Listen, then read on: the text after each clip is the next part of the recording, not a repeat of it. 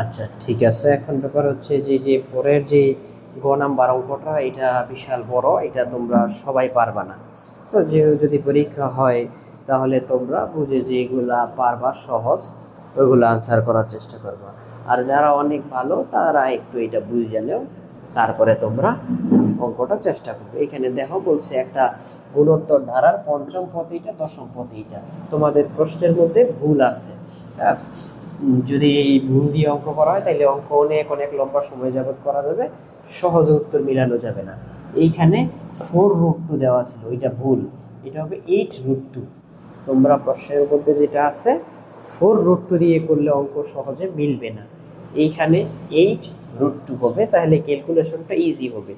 হ্যাঁ, বইতে বা সৃজনশীল প্রশ্নে 8√2 দেওয়া আছে। হ্যাঁ, সংশোধন করে অঙ্কটা করা হলো। উদ্দীপকে গুণোত্তর ধারাটা গঠন করার কথা বলে 60টা পদের সমষ্টি এখানে আমরা দেখা যায়। যেহেতু ধারাটা গুণোত্তর ধারা, তাই ধারাটার n তম পদ হবে a আর n-1। গুণোত্তর ধারার সূত্র হচ্ছে এইটা। এখন পঞ্চম পদ a আর n-1 সূত্রের মধ্যে n এর জায়গায় আমরা 5 বসাবো। বসালে সূত্র অনুযায়ী 5 - 1 a r⁴ হয়েছে। এরপরে যে জিনিসটা এটা বলা আছে, পঞ্চম পদটা কত এটা বলা আছে, এটা সমান এটা, এটা 1 নং সমীকরণটা হলো। এবং দশম পদ a আর 10-1। কেন 10? কারণ সূত্র হচ্ছে n এর জায়গায় 10। কেন? কারণ এটা হচ্ছে দশম পদ বলছে। তো n-1 10 সাথে একবার দিলে 9, এটা দাঁড়ায়। দশম পদটা কত এখানে বলে দিয়েছে 8√2, তারপরে 81, এটা দেওয়া হলো। তো ব্যাপার হচ্ছে আমাদের একটা ধারা নির্ণয় করতে হলে আমাদেরকে অবশ্যই ওই ধারার ক্ষেত্রে প্রথম পদ, সাধারণ অনুপাত এগুলো বের করতে হবে গুণোত্তর দ্বারা হলে। তো এখানে সাধারণ অনুপাত আর বের করার জন্য কৌশলটা হবে যে যেটা বড় r⁴ যেটা বড় সেটা উপরে থাকবে ভাগ করলে। ঠিক আছে? আর এর মান বের করার ক্ষেত্রে এই ক্ষেত্রে তোমাদের ভাগ করতে হবে। এটা উপরে থাকবে আর এটা থাকবে নিচে। এই যে এইখানে যে কাজটা আমি করেছি 2 নং ভাগ 1 নং হতে, এই যে ar⁴ এটা ভাগ ar⁴ ইকুয়াল। তো এই যে মানটা আমি পুরোটা লিখলাম, ভাগ চিহ্ন দিলাম, মিলে দিলাম। তারপরে আমরা ক্যালকুলেশন করলাম। যারা পারবে ভালো স্টুডেন্ট তারা করবে। 9 r⁵ হবে, এই ক্যালকুলেশন করা হইলো, কাটাকাটি করে এই জিনিসটা আসছে। তোমরা ভিডিওটা থামায় পজ করে, হ্যাঁ, খাতায় ক্যালকুলেশন করে দেখবে এটা আসলো r⁵ এর ক্ষেত্রে। এরপরে যে কাজটা আমাদের এই বোর্ডটা থেকে আমরা চলে যাব এই বোর্ডটাতে। এই বোর্ডটাতে আমরা যে জিনিসটা দেখব, এখানে r⁴ এই জিনিসটা ছিল ক্যালকুলেশন করার পর r⁵। তো এই 4 রে আমরা 2 গুণন 2 লিখতে পারি।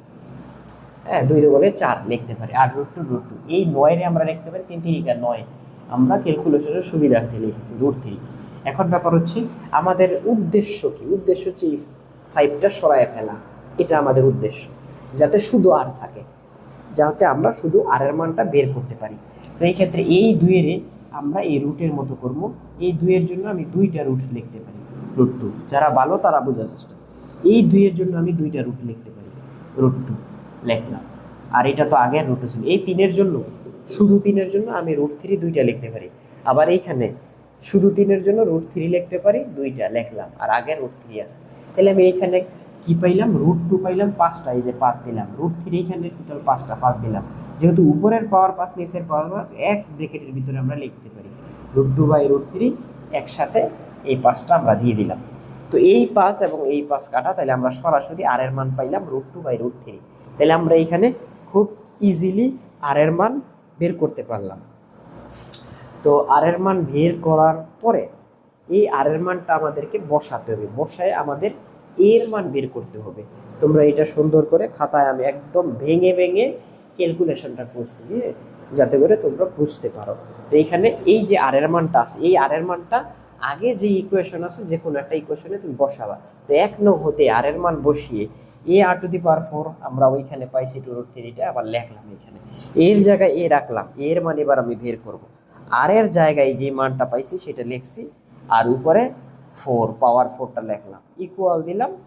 এই যে এই সাইডেরটা এটা লিখলাম। তারপরে ক্যালকুলেশনটা আমরা কিভাবে করছি, √2 উপরে পাওয়ার 4 মানে √2 আমি 4 বার লিখতে পারলাম, লিখলাম।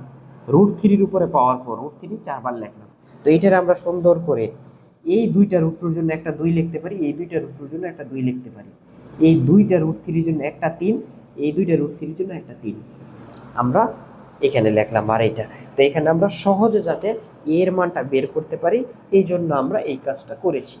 এখন আমাদের এইটা কি করতে হবে আমাদের এখন, আচ্ছা এতটুকু নিচেরটুকু দেখা যায়নি, তা আমি বলে দিলাম যে এখানে দুইটা রুট টুর জন্য একটা 2, আবার দুইটা রুট টুর জন্য একটা 2, তিনটা আবার দুইটা রুট 3 জন্য একটা 3, দুইটা রুট 3 জন্য একটা 3। এখন আমরা এই জায়গা থেকে ক্যালকুলেশন আবার করব। হ্যাঁ, নিচেরটা আমরা এখন উপরে চলে যাব। ঠিক আছে, ক্যালকুলেশন জিনিসটা পারা খুবই ইম্পর্টেন্ট ম্যাথের ক্ষেত্রে, আর এই জেনারেল ম্যাথটাই হায়ার ম্যাথের চাইতেও কঠিন ক্যালকুলেশনের দিকে। তাহলে আমরা এই নিচের জিনিসটা উপরে লিখব। তাহলে এইখানে আছে কি, আছে এ,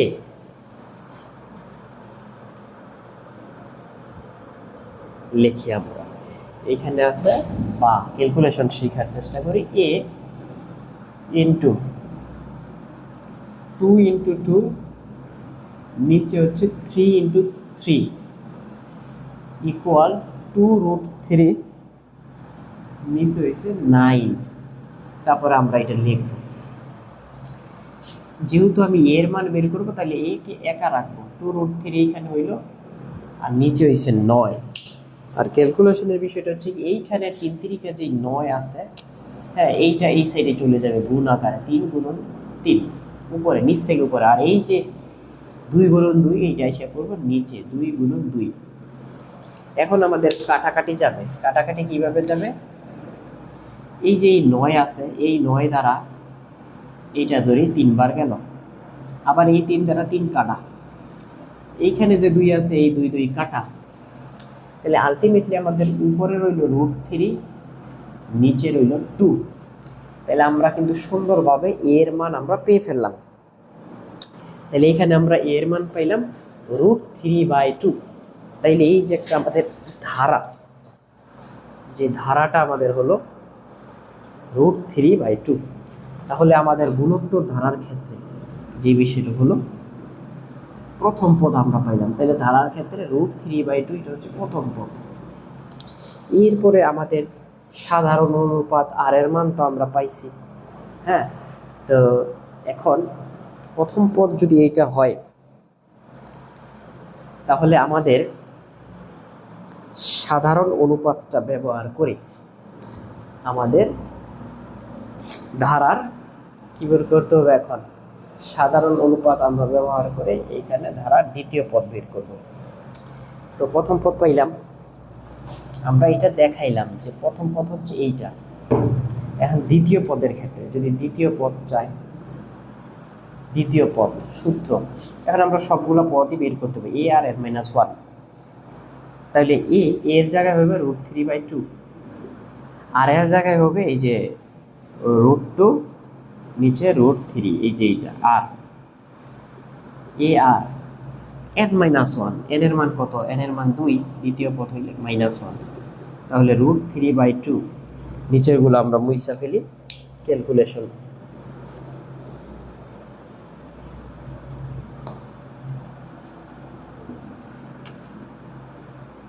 উপরে √2 নিচে √3, 2 থেকে 1 বাদ দিলে হয় কি, পাওয়ার আকারে 1 হয়, 2 থেকে 1 বাদ দিলে, তাহলে 1 মানে যা আছে তাই, √3 নিচে 2, উপরে √2 নিচে √3। তাহলে এইটা কাটা, এইটা দিয়ে এইটাকে যদি কাটার চেষ্টা করি তাহলে এইখানে থাকবে নিচে √2, তার মানে 1 উপরে নিচে √2। ক্যালকুলেশন বোঝার আছে, যদি তোমরা না বুঝো তাহলে আমি এইখানে বাইঙ্গা বুঝাই।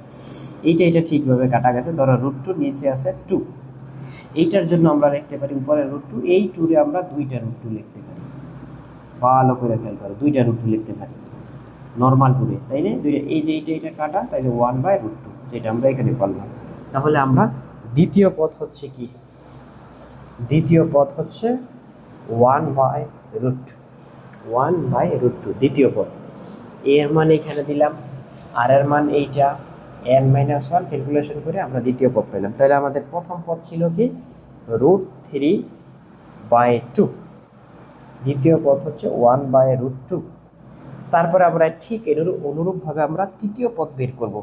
তৃতীয় পদ এখন এটা তোমরা করবা। তৃতীয় পদ হচ্ছে কি ARN-1। ঠিক আছে, তৃতীয় পদ ARN-1। আচ্ছা, দেখা গেল না নিচেরটুকু, আমরা একটু ছোট করে দিই। আচ্ছা, তাহলে আমাদের যে তৃতীয় পদ ARN-1, এটা ব্যবহার করে আমাদের তৃতীয় পদ বের করতে হবে। তো তৃতীয় পদ বের করার ক্ষেত্রে আমরা এর জায়গায় এর মানটা বসাবো, এর জায়গায় এর মান বসাবো √3/2। আবার আর এর জায়গায় আমরা জানি কি আর এর মান আমরা কত পাইছিলাম,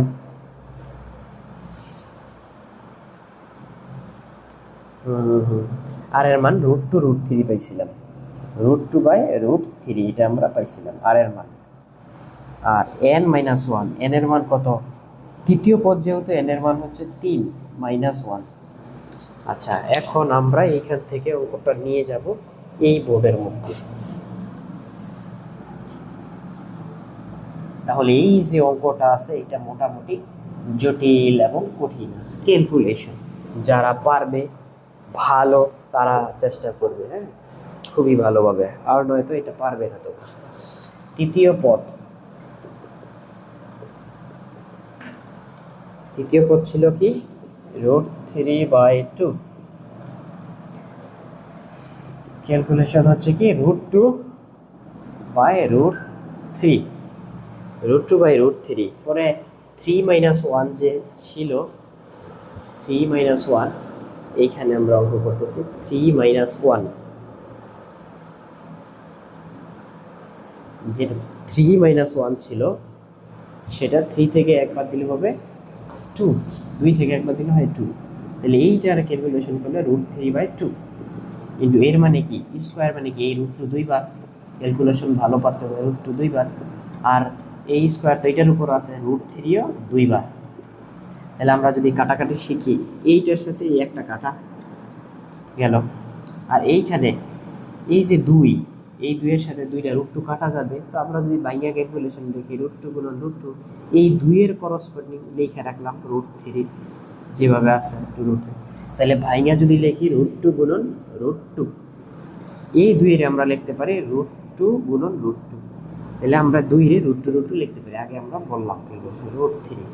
তাহলে এখানে কি দ্বারা এইটা কাটা, উপর নিচে এটা কাটা, তাহলে উপরে 1 নিচে √3, তাহলে 1/√3, এটা আমরা তৃতীয় পদ পাইলাম। তাহলে আমাদের যে ধারাটা আছে বলছে ধারা গঠন করার জন্য, তাহলে আমরা এই ধারা গঠন যেটা পেলাম, প্রথম পদ √3/2, দ্বিতীয় পদ 1/√2 এবং তৃতীয় পদ পাইলাম 1/√3। আমরা এরকম করে ধারাটা পেলাম। প্রথম পদ হচ্ছে √3 + 2, দ্বিতীয় পদ +1/√2, 1/√2 দ্বিতীয় পদ, আর যে তৃতীয় পদটা আছে সেটা হচ্ছে 1/√3। এইভাবে ধারাটা চলতে থাকবে। এরপরে বলছে ধারাটার প্রথম 7টা পদের সমষ্টি। এটার ক্ষেত্রে তোমার যেটা বুঝতে হবে যে আর এর মানটা 1 থেকে বড় না ছোট, এটা তো ধারা, যে আমাদের ধারা গঠন করার কথা বলছে। এরপরে তুমি এখানে আর এর মান আমরা যেটা পেয়েছিলাম যতটুকু মনে হয় √2/√3, হ্যাঁ, আর এর মান আমরা পেয়েছি √2/√3।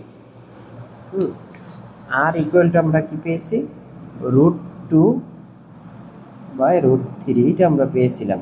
তো এই √2/√3 এটা আমরা ক্যালকুলেটরে খুঁজতেছিলাম, ক্যালকুলেটরে আমরা দেখব √2/√3 ভাগ করলে আমাদের এই জিনিসটা আসে, হ্যাঁ, 0.816, মানে এটা একের চাইতে ছোট। যদি একের চাইতে ছোট হয় তার মানে এক বড়, তাহলে আমার যেটা মূল কথা সূত্র কোনটা হবে, এই যে হারের মান আমরা পাইলাম। তাইলে এখানে যেহেতু যেহেতু এইটা, তাহলে আর তো অবশ্যই একের চাইতে ছোট, তাহলে একটা বড় আর থেকে আমরা যে জিনিসটা জানি যে যে ধারার ক্ষেত্রে যদি সমষ্টির কথা বলে তাহলে সূত্র আছে দুইটা, সমষ্টির ক্ষেত্রে সূত্র আছে দুইটা। তো বেসিকের ক্ষেত্রে সমষ্টির সূত্র তাহলে সমষ্টি, আমরা দুইটা সূত্র আমরা দেখি। সমষ্টি সামেশন অফ এন, সমষ্টি একটা হচ্ছে এ প্রথমে থাকবে 1 মাইনাস আর, আবার 1 মাইনাস আর, এরকম এই প্রথম আরের উপর এন হবে। আবার এরকম সূত্র হতে পারে এ তো থাকবেই আর মাইনাস ওয়ান, আর মাইনাস ওয়ান দুইটার ক্ষেত্রে। হ্যাঁ, এই উপরেরটার আরের উপরে এন থাকবে। তাইলে এটা কোনটা কোন ক্ষেত্রে হবে সেই জিনিসটা হচ্ছে যে যদি ওয়ান বড় থাকে তাহলে ওয়ানটা আর থেকে বড়, ওয়ান আগে থাকবে। যদি আর বড় থাকে তাহলে আর আগে হবে। তো এইটার ক্ষেত্রে ওয়ান বড়, তাহলে আমার কোন সূত্র ব্যবহার করতে হবে? এই সূত্রটা ব্যবহার করতে হবে। তাহলে সামেশন অফ এন সূত্র হবে এ 1 মাইনাস আর, আবার লিখবা দেখে দেখে 1 মাইনাস আর। তো এই উপরের আরটার উপর এন হবে। এখন তোমরা নিজেরা ক্যালকুলেশন করবা সুন্দর করে, যারা পারো। এর মান প্রথম পদ আমরা অঙ্ক করছি, এর মান যেটা আছে সেটা বসাইবা, ওয়ানের জায়গায় ওয়ান, আর এর মান বসাইবা, এন এর মান বসাইবা 7। এটা বলে প্রথম 7টা পদের সমষ্টি। ঠিক আছে, তোমাদের ক্যালকুলেশন দক্ষতা বাড়াতে হবে যারা ভালো অঙ্ক পারো। এন এর জায়গায় 7 বসাইবা, অঙ্ক একদম বুঝাই দিলাম, কিন্তু করতে আমার অনেক সময় লাগবে, আমার রেস্ট নিতে হবে। তোমরা কারা কারা অঙ্কটা করতে পারবা তারা কমেন্টে জানাবা, না পারলে আমাকে আবার কমেন্টে অন্যদিন বলবা, আমি চেষ্টা করবো সময় থাকলে করে দেওয়ার জন্য। এর জায়গায় এর মান আমরা যা বের করলাম, এর মান বসাইবা, আর এর জায়গায় আর এর মান, এন এর জায়গায় বসাতে হবে 7। যেহেতু বলছে প্রথম 7টা পদের সমষ্টি, মান টান বসাইলে যেটা মান বেরোয় সেটাই উত্তর। আশা করি সবাই যতটুকু বুঝার বুঝতে পেরেছ। অঙ্কটা একটু বড়, ক্যালকুলেশনটা হার্ড, হ্যাঁ, কিন্তু যাদের এ প্লাস পাইতে হবে তাদের এই অঙ্কগুলো পারতে হবে। আচ্ছা, আজকে এই পর্যন্তই। তোমরা এই অঙ্কটা এন এর জায়গায় 7 বসাবা, ই এবং আর এর মান বসায় ক্যালকুলেশন করবা। তোমরা করতে পারলা কিনা সেটা আমাকে কমেন্টে জানাবা, না পারলে ভবিষ্যতে আবার আমি করে দেব ইনশাআল্লাহ। সবাই ভালো থাকবে। আর তোমরা অন্য যেই সহজ সহজ অঙ্ক আছে সলিউশন এইখানে দেওয়া আছে, তোমরা ওইগুলো ভালো করে পড়ো।